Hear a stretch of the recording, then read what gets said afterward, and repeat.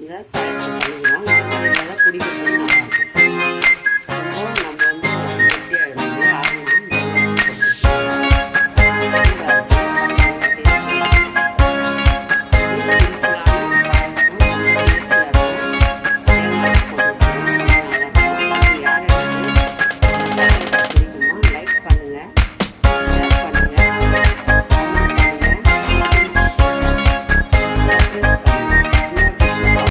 Hi hello வாங்க, எப்படி இருக்குதுங்க? நல்லா இருக்குதுங்களா? இன்றைக்கி அஸ்வின் சீக்ரெட் சமையலில் வந்து நம்ம ஜவ்வரிசியும் பைத்தம் பருப்பும் வச்சு ஒரு பாயாசம் பண்ண போகிறோம். நல்லா டேஸ்டியாக இருக்கும். ஜவ்வரிசி கூட பைத்தம் பருப்பு போட்டு பாயாசம் பண்ண போகிறோம். இந்த ஜவ்வரிசியை ஒரு 1/2 hour ஊற வச்சுக்கோங்க. 1/2 hour தண்ணி ஊற்றி நல்லா ஊற வச்சுக்கணும். இதை பாருங்கள், ஜவ்வரிசியை நான் ஊற வச்சுட்டேன். ஒரு 1/2 hour ஜவ்வரிசி ஊறட்டும். நான் 1/2 கப்பு தான் எடுத்துருக்கிறேன். கொஞ்சம் நிறைய ஆகிடும் அது, அதனால் கம்மியாக எடுத்துருக்கிறேன். உங்களுக்கு எவ்வளோ வேணுமோ அவ்வளோ போட்டுக்கலாம். பாருங்கள், நான் இந்த கப்பில் 1/2 கப்பு ஜவ்வரிசி எடுத்துருக்கிறேன். ஜவ்வரிசியை இதில் போட்டுருங்க. இப்போது ஊறட்டும், 1/2 hour ஊறட்டும். இது அப்படியே ஊற வச்சுருங்க.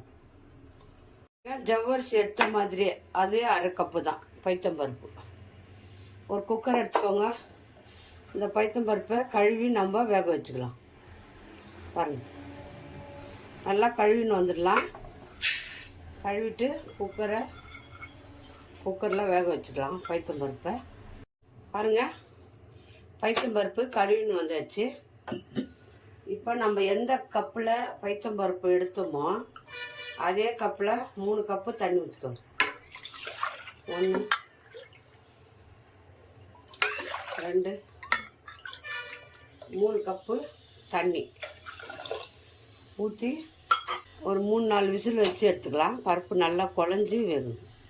பாருங்கள், குக்கரை மூடி 3-4 விசில் வச்சுக்கோங்க. பாருங்கள், 3 விசில் வந்துச்சு. ஆஃப் பண்ணிவிட்டு எடுத்து வச்சுருக்கோம். ஜவ்வரிசி ஊற வச்சுக்கிறோம். பாருங்கள், ஜவ்வரிசி ஊறிடுச்சு. இப்போ நம்ம இதை வேக வச்சுக்கலாம். கொஞ்ச நேரம் ஜவ்வரிசி பாருங்கள் நல்லா வெந்துடுச்சு. பாருங்கள், இந்த மாதிரி வெந்தால் போதும், ரொம்ப வேக வேணாம், குழஞ்சிரும். இப்போ இதை இறக்கி வச்சுட்டு பருப்பு வந்து நல்லா குழஞ்சி வந்துடுச்சு. இந்த மாதிரி இருக்கணும். இப்போ ஜவ்வரிசி இதில் ஊற்றிக்கலாம். ஜவ்வரிசி குழையக்கூடாது. பாருங்கள், இந்த மாதிரி வெந்திருக்கணும். ஜவ்வரிசி ரொம்ப வேகக்கூடாது, மீடியமாக வேகணும். பாருங்கள், ஜவ்வரிசி இதில் ஊற்றிக்கணும். அதை நல்லா கொஞ்சம் சிம்மில் வச்சு நல்லா மிக்ஸ் பண்ணுங்கள். ஜவ்வரிசியும் பைத்தம்பருப்பையும் நல்லா மிக்ஸ் பண்ணிடணும். பால் நான் 1/2 லிட்டர் காய வச்சு வச்சுக்கிறேன். பாலும் காய வச்சுக்கோங்க. பால் ஊற்றணும் இதுக்கு, அப்போ தான் டேஸ்டியாக இருக்கும். இப்போது வெல்லம் வந்து நம்ம இது கூட வந்து நம்ம வெல்லம் பாருங்கள், வெல்லம் வந்து நம்ம வந்து எவ்வளோ ஸ்வீட் வேணுமோ அவ்வளோ போட்டுக்கலாம். நான் வந்து இது 3/4 கப்பு 1/2 கப்பு அது 1/2 கப்பு எடுத்தேன். அதுக்காக நான் 1.5 கப்பு போட்டுக்கிறேன் வெல்லம். ஸ்வீட் அப்போ தான் சரியாக இருக்கும். நீங்கள் வேணுன்னா 2 கப்பு போட்டுக்கோங்க. ஸ்வீட் நல்லாயிருக்கும். எதில் அளக்குறீங்களோ அதில் 2 கப்பு போட்டுக்கோங்க. நான் வந்து மண் இல்லாத வெல்லம் எடுத்துருக்குறேன். வெல்லம் சுகர் எடுத்துருக்குறேன். அதனால் நான் அப்படியே போட்டுக்கிறேன். வெல்லம் சுகர் இது பாருங்கள், மண் இருக்காது இதில். நான் அப்படியே மிக்ஸ் பண்ணிக்கிறேன். நீங்கள் மண் இருக்கிற வெல்லம் எடுத்துங்கன்னா நீங்கள் வந்து ஒரு வாட்டி கொதிக்க வச்சு ஃபில்ட்ரு பண்ணி எடுத்து ஊற்றிக்கோங்க. நான் மண் இல்லாத வெல்லம் எடுத்துக்கிறதுனால அப்படியே ஊற்றிக்கிறேன். இது கொஞ்சம் மிஸ் ஆகட்டும், வெல்லம் கரைஞ்சி வரட்டும். நான் முந்திரி திராட்சை வறுத்துக்க போகிறேன். இந்த கப் எடுத்துக்கிறேன். இதில் நெய் ஊற்றி பக்கத்தில் முந்திரியும் திராட்சையும் வறுத்துக்கலாம். நெய் ஊற்றி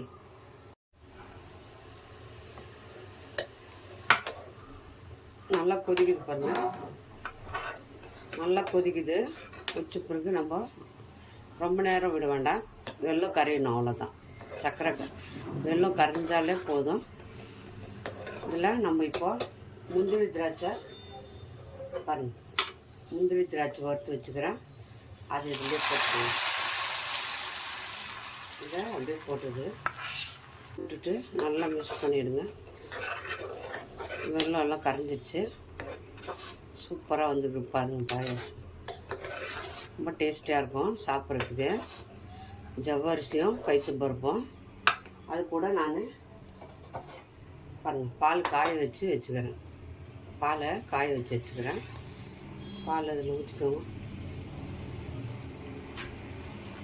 பாலை ஊற்றி நல்லா மிக்ஸ் பண்ணுறேங்க.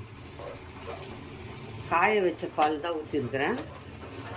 நல்லா பாலை வந்து ஒரு 1/2 லிட்டர் காய வச்சு ஊற்றிக்கோங்க. நல்லாயிருக்கும். இப்போ ஸ்டவ்வை நம்ம ஆஃப் பண்ணிக்கோங்க. ரெடி ஆகிடுச்சு. ஏலக்காய் பொடி போட்டுக்கோங்க. மறக்காமல் ஏலக்காய் பொடி போடணும், மறந்துட்டேன். பாருங்கள் சூப்பர் டேஸ்டியான பாயாசம் ரெடி ஆகிடுச்சு. அவ்வளோதான், ஆஃப் பண்ணிடலாம். பாருங்கள் இறக்கணும் பின்னாடி தேங்காய் போட்டுக்கணும். தேங்காய் நைஸாக பொடி பண்ணி வச்சுக்கிறேன். மிக்சியில் போட்டு அதை போட்டு மிக்ஸ் பண்ணிடணும். தேங்காய் போட்டு ஒரு கலக்கிட்டு ஆஃப் பண்ணிடணும். அவ்வளோதாங்க, பாயாசம் ரெடி ஆகிடுச்சு. பாருங்கள் டேஸ்டியான பாயாசம். பாருங்கள் ஜவ்வரிசி, பைத்தம்பருப்பு, வெல்லம், முந்திரி, திராட்சை, பால் எல்லாத்தையும் ஊற்றி நம்ம இந்த பாயாசம் பண்ணிக்கிறோம். இந்த மாதிரி இருந்தால் தான் குடிக்கிறதுக்கு நல்லாயிருக்கும். ரொம்ப நம்ம வந்து கெட்டியாகிடும். இது ஆறுனா ஜவ்வரிசி போட்டுக்கிறதுனால சூடாக இருக்குது. பாருங்கள் எவ்வளோ டேஸ்டியாக இருக்கும். இது சிம்பிளான பாயாசம், ரொம்ப டேஸ்டியாக இருக்கும். தேங்காயெல்லாம் போட்டுருக்குறோம், ரொம்ப நல்லாயிருக்கும். இது யார் யாருக்கு இந்த பாயாசம் பிடிக்குமோ லைக் பண்ணுங்கள், ஷேர் பண்ணுங்கள், கமெண்ட் பண்ணுங்கள். அஸ்வின் சீக்ரெட்டை சர்ப்ரைஸ் பண்ணுங்கள். இன்னொரு டிஷ்ஷில் பார்ப்போம்.